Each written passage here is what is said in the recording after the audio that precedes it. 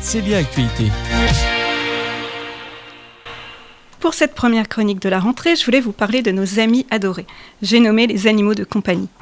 Et il se trouve justement que la deuxième édition de la Journée de l'animal en ville se déroulait ce samedi 30 août 2025 à Beauvais.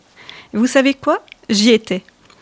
Au programme de cet événement, différents stands dédiés aux animaux bien sûr, dont celui que je tenais en tant que présidente de l'association Talker qui agit pour la reconversion heureuse des chevaux réformés, notamment des trotteurs français, ainsi que pour le bien-être des équidés de toute race et discipline. Lors de cette journée, j'ai beaucoup parlé de chevaux et poneys, pris soin de répondre aux nombreuses personnes en recherche d'informations sur le sujet, et j'ai également pu co-organiser un défilé avec des chiens à l'adoption issus du refuge Fondation Clara de Beauvais. Ce défilé avait pour but de sensibiliser et de dire non aux maltraitances et abandons, mais aussi de promouvoir et favoriser les adoptions de ces chiens ayant un grand besoin de retrouver l'amour d'un véritable foyer, et cette fois-ci pour le meilleur et pour la vie. Car malheureusement, les abandons de compagnie n'ont pas diminué cet été, bien au contraire. Cela est absolument intolérable, vous en conviendrez. Alors, afin de donner encore davantage de visibilité à ce défilé et à la cause animale, j'ai décidé d'y ajouter un peu de mon réseau professionnel.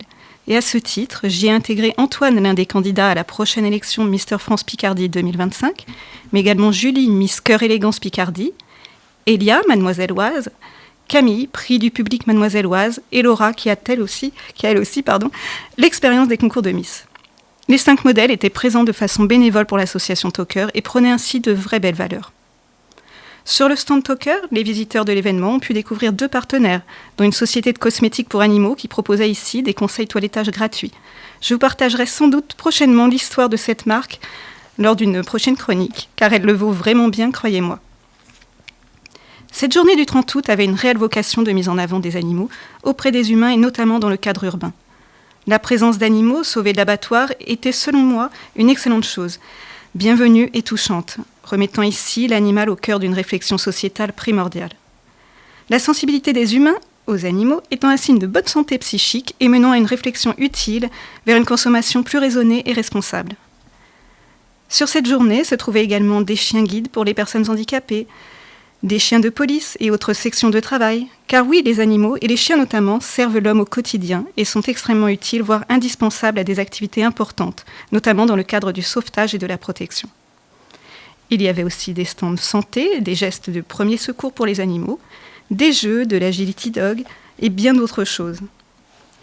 Des sourires, de la bonne humeur, beaucoup de bienveillance régnait ce samedi pour clôturer les vacances d'été. Pour information, l'association Talker fête son 8e anniversaire le 6 septembre. C'est donc le moment d'aller vous abonner à sa page Facebook et son compte Instagram si vous voulez suivre ses actions et prochaines aventures. Le Beauvaisis regorge d'événements attractifs et fort utiles, et il y en a eu plus d'un ce week-end. Au plaisir de vous en parler régulièrement, mes petits, mes grands coups de cœur, tout y sera.